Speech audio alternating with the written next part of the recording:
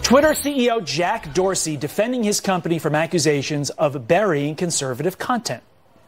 Shadow banning is a very widely defined term. Are we doing something according to political ideology or viewpoints? And we are not, period. We do not look at content with regards to political viewpoint or ideology. Well, the president and others are very skeptical of that, and our next guest says he was shadow banned, this time by Google. Here to explain, presidential historian and author of Game of Thorns, Doug Wead. Welcome. Hi, thanks, Rachel, Ed, Todd. We appreciate you coming in. Very interesting. So, listen, you have the second most viewed video clip on Neil Cavuto's show. Is that right? That's right. But you had to scroll through 300 videos in order to find it. What's the explanation?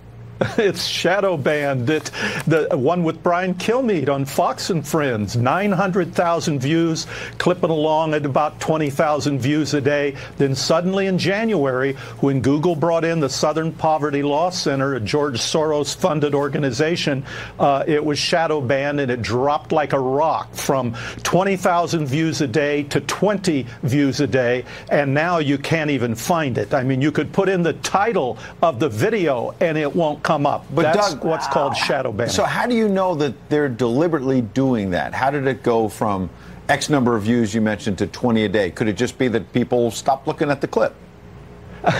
Well, maybe, but 20,000 to 20, that's quite a leap. And if you look at the chart, it's day after day after day. It doesn't go up and down. It stays at 20. And what's really tragic, Ed, is how this is hitting ordinary people. After my article appeared in the Federalist, I started getting calls from people who've been shadow banned.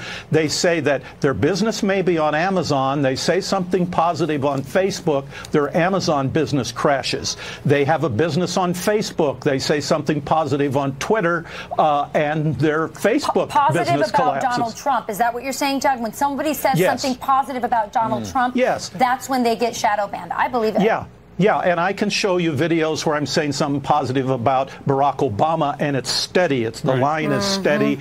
And if I say something positive, Chelsea Clinton's wedding, it's steady. It's only when I mention Donald Trump, say something positive, that it drops like a rock. But it's hurting little people whose incomes depend on business e-commerce. Doug, you go so far as to say free speech is gone. That's a pretty large leap to take.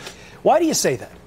Well, one of the people that I spoke with, this guy opened 3 different businesses, and he couldn't believe it. He was in denial. This cannot be. But he finally saw the trend, and after a period of years, he started a new business. He had new bank accounts, a new identity, a new IP address. His new business is flourishing. He just says, I will not open my mouth. This time, I will never say anything positive about Trump. I have to live off of this e-commerce. I can't afford to get involved. That was chilling to me. That's I think the real danger is it's one thing for you to get censored. You're speaking out. I think there's going to be a lot of self-censorship, and that's like living under the former Soviet Union. Let's talk about Russia.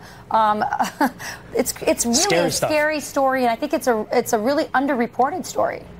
It's an amazing story, Rachel, and here's something that was ironic and a bit odd to me, is someone from the left said they were using nuance or sarcasm, and they think they got censored. So. All right. Presidential historian Doug Wead, appreciate you coming in today. Thank you, Doug. Great story. Thanks, Rachel, Todd.